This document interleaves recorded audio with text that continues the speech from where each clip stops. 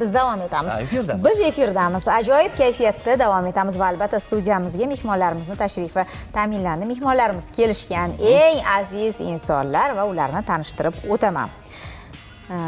Toshkent viloyati Oqqo'rg'on tumanidagi 2-sonli kasb-hunar texnikumi direktori Ulug'oy Xudoynazarova va direktor o'rinbosari Jasur Norboyev studiyamiz mehmonlar. Assalomu alaykum. To'y xayrli bo'lsin. Yangi kun muborak bo'lsin. Rahmat. Bayram muborak bo'lsin. Rahmat. Yaqinlar ko'rishyapti. Avvalo siz bir salomlashib olasiz-a? Kasbdoshlar bilan, yaqinlar bilan marhamat. Assalomu alaykum hurmatli aziz yurtdoshlar. Mana barchangizni yaqinlashib kelayotgan ustozlar, murabbiylar bayram bilan barchangizni tabriklayman. Oilalaringizga tinchlik, xotirjamlik, sog'lik, salomatlik tilayman hamda eng mas'uliyatli bo'lgan ish faoliyatlaringizga yutuqlar tilayman. Sog' va salomat bo'linglar. Bayramni a'lo darajada o'tkazib olinglar. Jasurbek, hayajonni yengish yo'li bor-da. Salomlashib olsangiz yaxshi bo'lib ketadi. Assalomu alaykum hurmatli yurtdoshlar. Fursatdan foydalanib bugungi bayram yaqinlashib kelayotgan bayram 1-oktyabr bilan hurmatli ustozlarimiz va murabbiylarni tabriklayman. Oilalaringizga tinchlik va farovonlik, kasblaringizga baraka tilab qolaman. Doimo shijoatga to'lib, bolalarga ta'lim, tarbiya berishda hech qachon charchab qolmang. Rahmat. Salomat bo'ling. Sizga ham. Aynan ko'pincha solishtirishganda shunday deyishadi-da, asalari bolasi bilan inson bolasini solishtirishadi-da. Asalari bolasi tug'ilgandan o'sha asal yig'ishga moslashtirilar ekan. Lekin inson tug'ilgandan keyin yillar davomida, butun umr davomida o'rganadi va bu o'rganishlar davomida har doim nimaiki muvaffaqiyatga erishsa, faqatgina ustozlarning ko'magida. Bayram muborak bo'lsin. Hamisha salomat bo'ling. O'sha pedagogik jamoani har bitta a'zosiga faqatgina omad yor bo'lishini tilaymiz. Asablar mustahkam holatda yilni yakunlashni biz sizga tilab qolamiz, chunki kasb-hunar maktabida, texnikumlarda pedagogik faoliyatni olib borish ham o'ziga xos bir mas'uliyatni, mashaqqatni talab qiladi, to'g'rimi? To'g'ri. Mana yaqinda bo'lib o'tgan ustoz va murabbiylar bayramida yurtboshimiz shunday deb ustoz va murabbiylarni e'tirof etdilar. Eng muhim soha bu ta'lim sohasi. Eng ulug' insonlar esa ustoz va murabbiylardir. Mana bizni shu ta'lim muassasamizda mana shu 1-oktyabr bayram munosabati bilan o'rta maxsus va professional ta'lim a'lochisi ga ega bo'lishdi bosh ustamiz Alijonov Ne'mat aka va uslubchimiz Karimov Kamol akalar. Biz jamoamiz bilan juda bir xursandchilik bilan qabul qildik. Hammanikida bu yutuqlari. Jamoamiz bilan birgalikda shu o'quvchi yoshlarni zamonaviy kasb-hunar egallashida o'z mehnatlarimizni ayamaymiz va ularga ta'lim berishda hech qachon charchamaymiz va o'zimizga bir juda bir katta mas'uliyatni oldik. Mana shu mehnat bozorida zamonaviy kasbga ega bo'lgan, kasb-hunarga ega bo'lgan yoshlarni ta'lim berib ularni jamiyatga alohida bir shaxs sifatida taqdim etasiz. Ham bilimli, ham o'ziga xos hunariga ega bo'ladi, to'g'rimi? Keraklisi shuda, bugungi kunda oddiy maktablarda ham, hattoki umumiy o'rta ta'lim maktablarida ham 3+1 tamoyili, ya'ni ham darslar, ham til o'rganish va eng asosiysi kasb-hunar ham qo'shib o'qitilyapti. Lekin sizda bu yo'nalish jiddiy kirishilgan holatda taqdim etiladi. Qaysi yo'nalishlar bor? Bizni texnikumimizda avtomobillarni ta'mirlash va ularga xizmat ko'rsatish, raqamli axborotlarni qayta ishlash ustasi, tikuvchilik yo'nalishimiz bor. Tikuvchilik yo'nalishimizni bu dual ta'lim shaklida tashkil etganmiz. Mana yuqorida aytilgandek, dual ta'limda bu o'quvchi 3 kun o'qish kunida bo'ladi, 3 kuni ishda bo'ladi. Bu yerda o'quvchi ham ta'lim oladi, ham oylik maoshi oladi. Mana prezidentimiz aytganlaridek, o'quvchi ham daromad oladi, hamda oilasiga daromad olib kiradi. Bunda ham mahalla tinch bo'ladi, ham o'quvchini yoshlarni bandligi ta'minlanadi. Undan tashqari yana traktorchi mashinist yo'nalishimiz, qutqaruvchi yo'nalishimiz, hamda elektromobil hozirgi yangi zamonaviy chiqqan kasblardan biri elektromobillarga texnik xizmat ko'rsatish kasblari bo'yicha biz o'quvchilarni o'qitamiz va o'sha mehnat bozoriga tayyorlaymiz.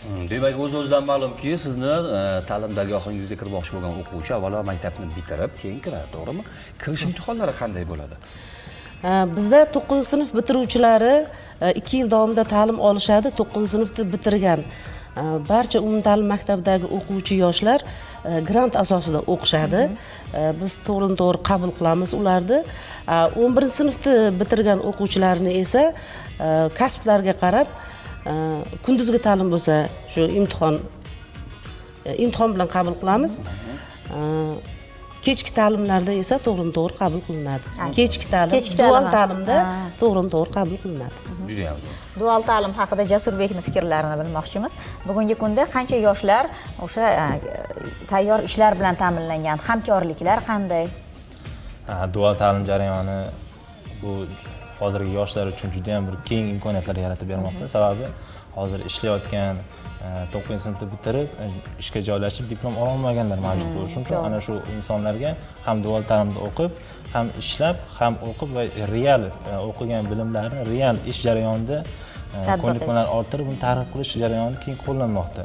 Endi bu jarayonda albatta ishga o'qishga kirgan har bitta talaba asosan bir ish jarayonida ishlayotgan bo'lishi kerak va biror bir tashkilotda ishlayotgan jarayonida o'sha ish jarayoni bilan o'qish jarayoni bir-biriga mos bo'lishi kerak va hamkorlik tashkiloti bilan bu o'qish va ish bitta to'xtamda bitta reja asosida bir-biriga xalaqit bermagan holatda reja asosida tashkil qilinadi. Bu juda ham bir keng imkoniyatlar hozir yoshlar uchun.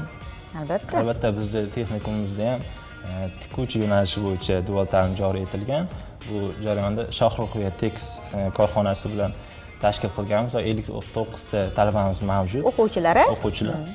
Ya'ni bu o'quvchilar 3 kun o'zimizda o'qisa, 3 kun ta'lim korxonada ishlaydi va o'ziga, oilasiga maosh olib keladi. Ham ishlab, ham maosh topish ehtimol. Topadi. Amaliy tajribani kerak bo'lsa qo'shib ishni topib berish, hamkorlik o'rnatish ustozlarning zimmasida, to'g'rimi? Albatta, juda ham yaxshi. Ham o'qib, ham pul topib.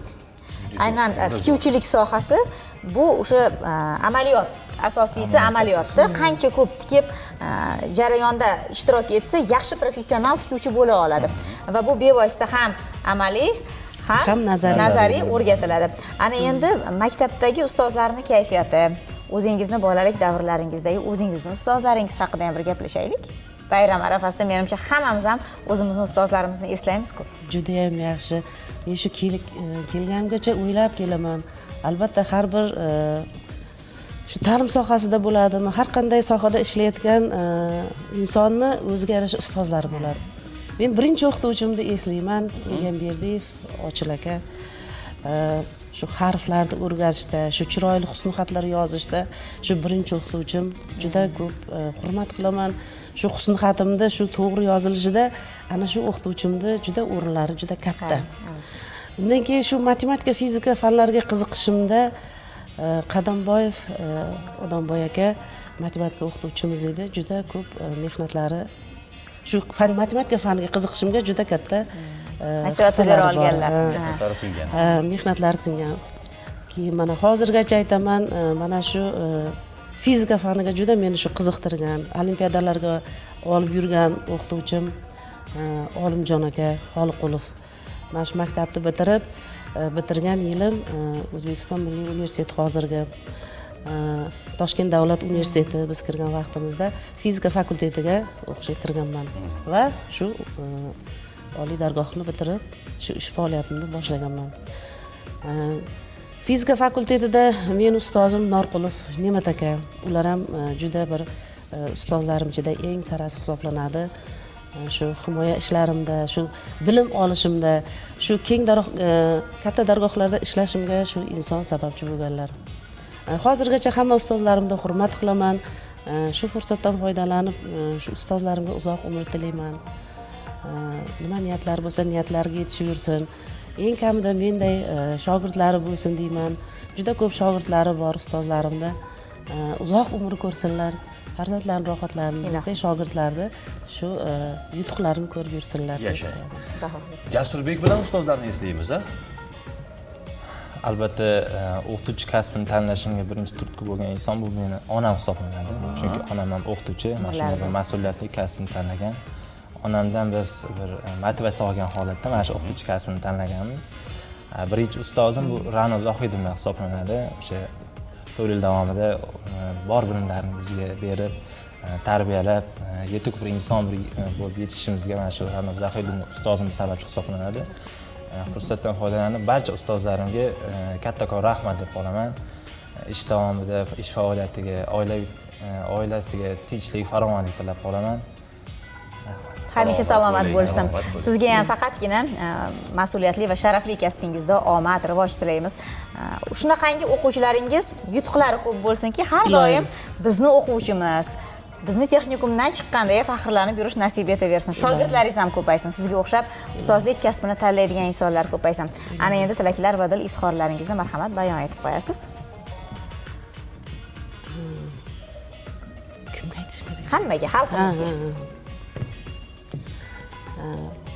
Hurmatli yurtdoshlarim, barchangizga bayram muborak bo'lsin. Hammani uyida tinchlik, xotirjamlik, osoyishtalik bo'lsin. Hamma vaqt farzandlarimizni ta'lim tarbiya berayotganimizda ularni to'g'ri yo'lga boshlashdan charchamaylik. Ularga kasb hunarni o'rgatishdan charchamaylik. Ularni har doim shu bir daraxt misolida shunday gullab, urkirab o'sishida biz ularga suv quyib parvarish qilganidek, farzandlarimizni xuddi shunday qilib parvarishlab, to'g'ri yo'lga doim to'g'ri yo'lga boshlashdan charchamaylik. Shu xalq xizmatida hech qachon charchamaylik. Farzandlarimiz, biz ta'lim tarbiya beradigan o'quvchilarimiz doimiy hayotda o'z yo'llarini topib ketishida yo'lchi bo'laylik. Ilohim shunday bo'laversin. Hamisha salomatlik sizni aslo tark etmasin deymiz.